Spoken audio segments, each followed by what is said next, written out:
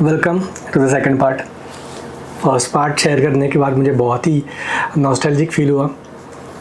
But आप जैसे जानते हो, कोई भी जब भी हम लोग सीरीज़ प्लान करते हैं या कोई भी ट्रैवल प्लान करते हैं तो वो कभी बिना कोई रुकावट या बिना कोई प्रॉब्लम ऐसे हुआ बहुत रेयरली होता होगा। मेरे साथ तो बहुत रेयरली होता है।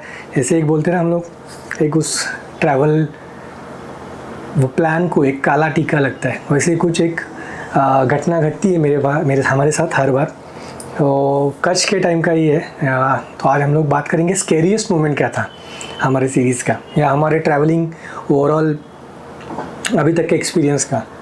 स्कैरियस्ट मोमेंट इसलिए था कि वो जर्नी इतनी अच्छी हुई थी और वो लास्ट दिन था, हम लोग रिटर्न कर रहे थे फ्रॉम कच्छ टू मुंबई और हम लोग प्लान कर रहे थे कि एक सिंगल स्ट्रेच में निकल जाए मुंबई के लिए। इसलिए हम लोग अर्ली मॉर्निंग निकले। उसके बीच में एक रानी की वाव का एक स्पॉट था जो हमें अराउंड 45 या 60 किलोमीटर्स हाईवे छोड़ के जाना था।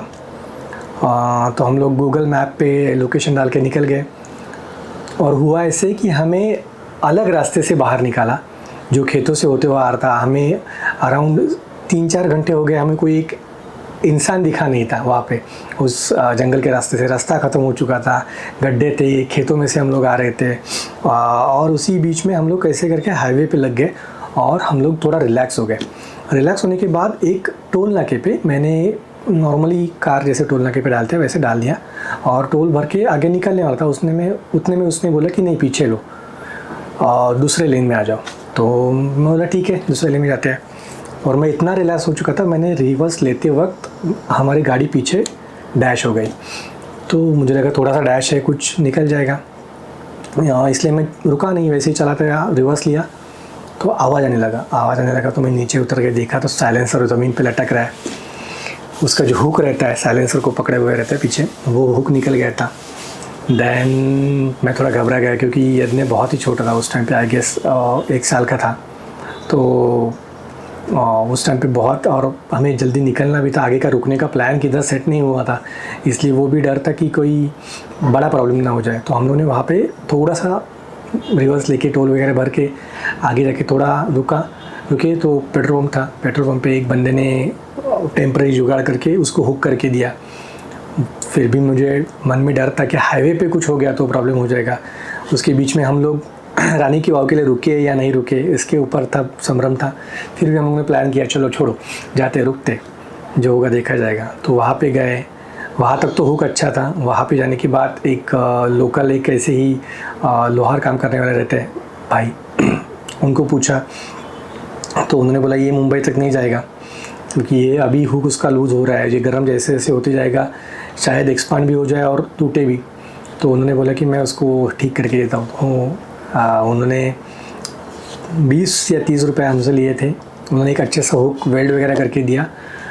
उसके बाद हम लोग निकले। फिर भी मन में डर तो था क्योंकि जो काम हम लोगों ने किया था वो किसी मास्टर से नहीं किया था या गाड़ी वाले से नहीं किया था, वो किसी लोहार से किया था। बट उनका जो कॉन्फिडेंस था भाई का, जिन्होंने बताया था कि ये मुंबई तक आराम से जाएगा, उस कॉन्फिडेंस पे हम लोग ने एक 1.5 घंटे के बाद 1.5 घंटे के बाद चेक किया कि ठीक है कि नहीं, कुछ आवाज़ तो नहीं आ रहा है एक्स्ट्रा। वापस रुक के दिखना पड़ा और उसके बाद हम लोग जो स्पीड पकड़ा और मुंबई आ गए। वो हम लोग को रात को 3:30 बज गए मुंबई आते आते, बट सेफली आए। तो हमारे टूर में हर एक बार कुछ ना कुछ एक काला टीका रहता है जो अच्छे एक्सपीरियंस को कुछ एक बुरा एक्सपीरियंस देख के नॉर्मलाइज कर लेता है। तो ऐसे था हमारा ये स्कैरियस्ट एक्सपीरियंस। आपका भी बहुत सारे एक्सपीरियंस होंगे जो आपको आपके टूर को स्पेशल बनाया होगा और जो आप डर गए होंगे बहुत, बट इवेंचुअली आपने कुछ ना कुछ रास्ता निकाल के उसमें से निकल के सेफली घर पे या अपने डेस्टिनेशन के पास पहुंच गए होंगे। सो ये एक्सपीरियंस कैसा लगा आप कमेंट में ज़रूर बताना। And keep watching partner in ride and keep supporting. Thank you.